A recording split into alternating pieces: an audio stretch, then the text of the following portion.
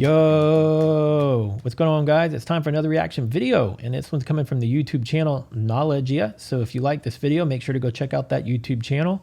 This one is going to be the history of the Philippines in 12 minutes. This isn't my first Philippines video, but I think this is going to be the first one I'm done on any of the history of the Philippines. So let's get straight into it and see what I can learn about the Philippines that I don't know yet.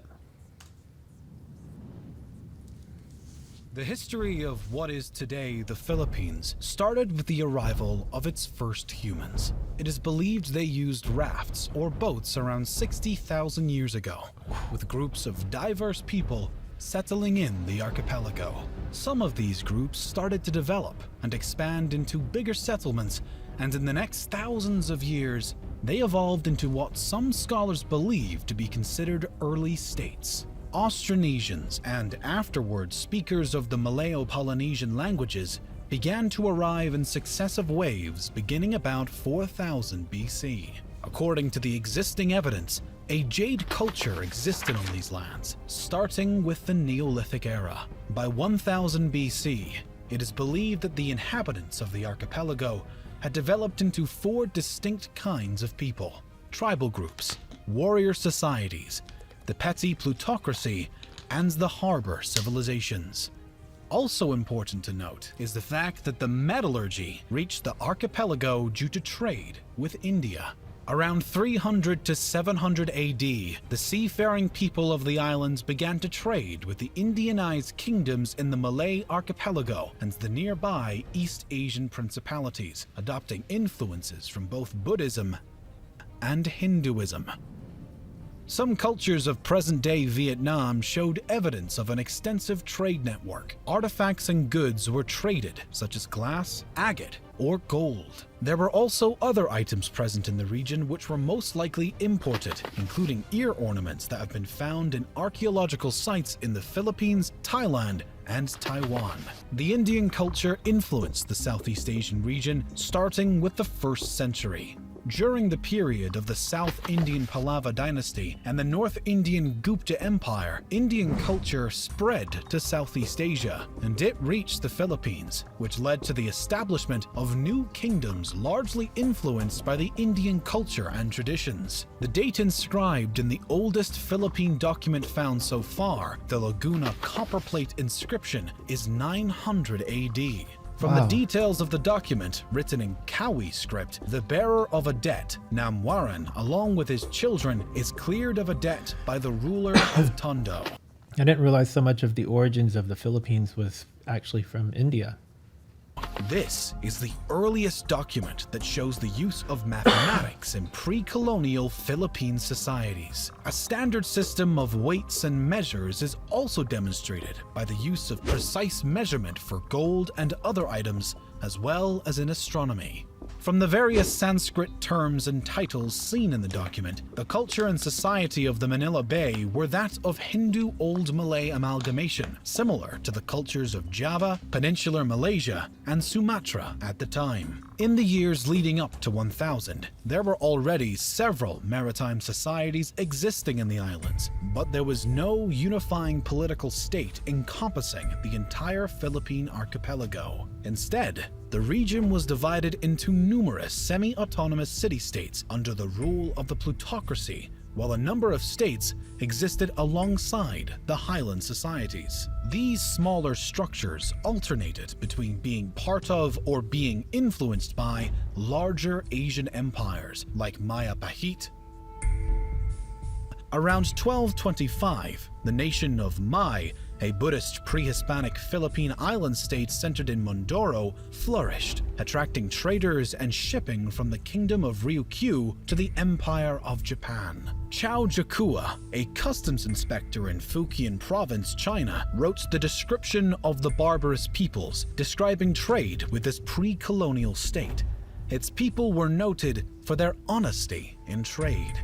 Much of what is now Indonesia was ruled by the Hindu Maya Pahit Empire. During the 1300s, this empire ruled over Luzon Island and the Sulu archipelago. As more and more influence was on these islands, skirmishes and battles also existed. Some local tribes were waging incessant guerrilla warfare against them. Eventually, the kingdoms of Luzon regained independence from Maya Pahit after the Battle of Manila, 1365. Sulu also re-established independence, and in vengeance, assaulted the Maya Pahit province of Brunei before a fleet from the capital drove them out. The start of the Islamic era in Indonesia set the collapse of the Maya Pahites as its provinces eventually seceded and became independent sultanates.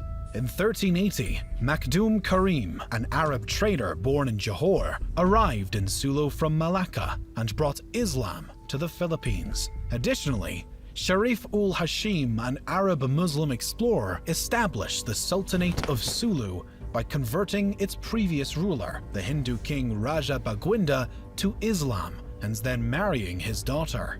The Sultanate of Maguindanao rose to prominence at the end of the 15th century. Meanwhile, the religion was introduced to the area by Muslim missionaries and traders from the Middle East, Indian, and Malay regions who propagated Islam to Sulu and Maguindanao. As before, when Buddhist and Hindu cultures influenced the archipelago, the same case happened with the Muslim culture. Upon the secession of Brunei from the Maya Pahit Empire, they imported the Arab emir from Mecca, Sharif Ali, and became an independent sultanate. The new religion started to grow roots in the Philippines through conquest and conversion of local leaders in the next decades. Moreover, Islam was further strengthened by the arrival to the Philippines of traders and proselytizers from Malaysia and Indonesia.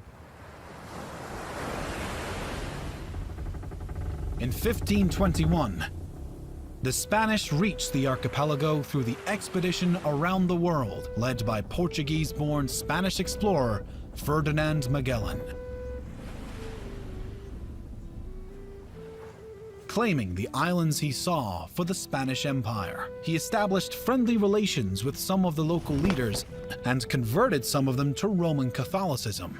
I was just about to say, I wonder when Catholicism got introduced, because when I was in the Philippines about 12 or 15 years ago, I don't even know how long it's been anymore, it seemed to be that Catholicism was pretty prevalent, like everywhere.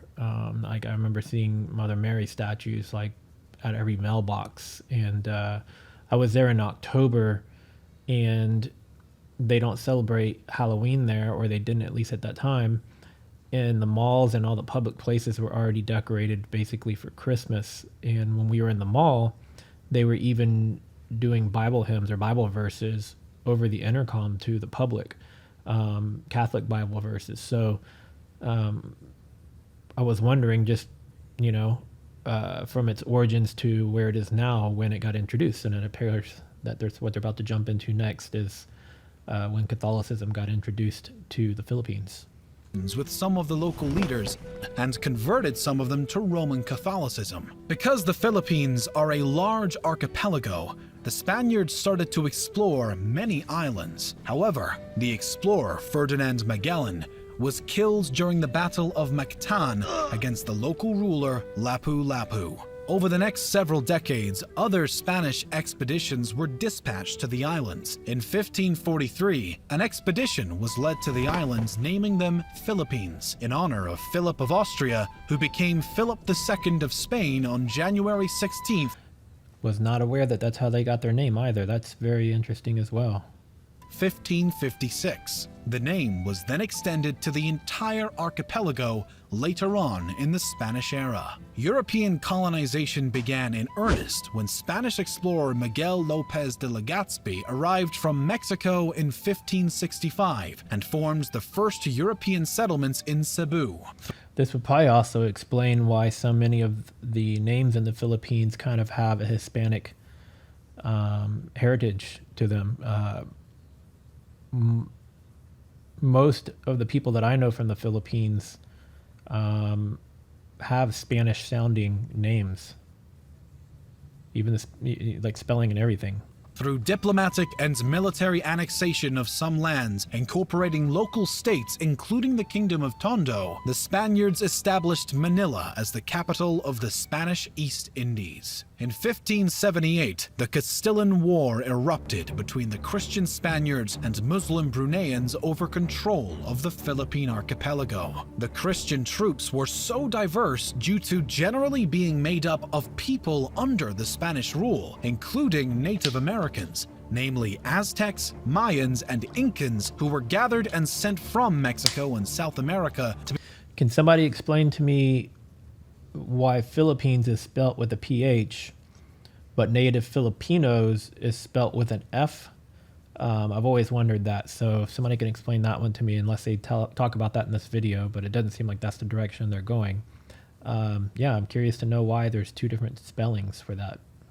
To be led by Spanish officers that had worked together with native Filipinos in military campaigns across Southeast Asia. The Muslim side was also very diverse though. They were supported by the Ottoman Empire, with their troops consisting of Malay warriors and expeditionary forces sent by the Ottomans, which included mainly Turks, Egyptians, Swahilis, Somalis, Indians, and others. The conflict ended with a status quo antebellum. Just 20 years after the conquest of Luzon, remarkable progress existed in the work of colonization of the islands and the spread of Christianity. A cathedral was built in the city of Manila with an episcopal palace. Other monasteries and churches were built across islands, and more people started to convert to Christianity. Furthermore, Spanish and Mexican families settled in the new lands, creating stronger communities. Much of the archipelago came under Spanish rule, creating the first unified political structure known as the Philippines. Spanish colonial rule saw the introduction of Christianity, the code of law, and the oldest modern university in Asia. The Philippines was ruled by the Mexico-based Viceroyalty of New Spain, and after, the colony was directly governed by Spain. Many of the local people revolted in the next centuries due to some abuses made by the Spanish authorities. Their rule ended after the American-Spanish War at the end of the 19th century in 1898. The Philippines became a territory of the United States. The United States then established the insular government to rule the Philippines. In 1907, the elected assembly was set up with popular elections. The U.S. promised independence in the Jones Act to the country, and the Philippine Commonwealth was established in 1935 as a 10-year interim step period to full independence. But before gaining total freedom, in 1942, during World War II, the Philippines was occupied by Japanese forces. By 1945, the U.S. liberated the Philippines, and the Treaty of Manila in 1946 established an independent Philippine Republic. The period of their independence was marked by internal skirmishes and a smaller period of dictatorship, but also huge progress and development, with Manuel Roxas becoming the first president of the Independent Republic of the Philippines. The United States seceded its sovereignty over the Philippines on July 4, 1946, as scheduled. However, the Philippine economy remained highly dependent on United States markets. Roxas died suddenly of a heart attack in April 1948, and the Vice President Elpidio Quirino ruled the country until 1953. Some communist partisans existed in the islands, but were defeated in the 50s. Additionally, an important event happened in the middle of the 1960s. Ferdinand Marcos took power in 1965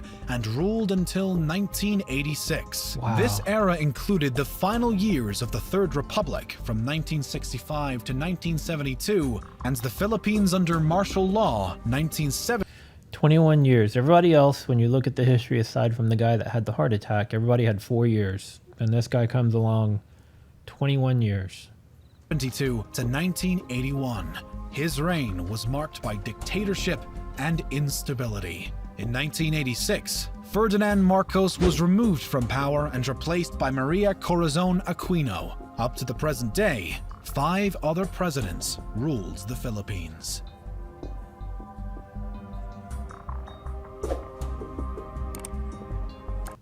Very Very interesting. Very good history lesson there. Explains some things that I've always wondered.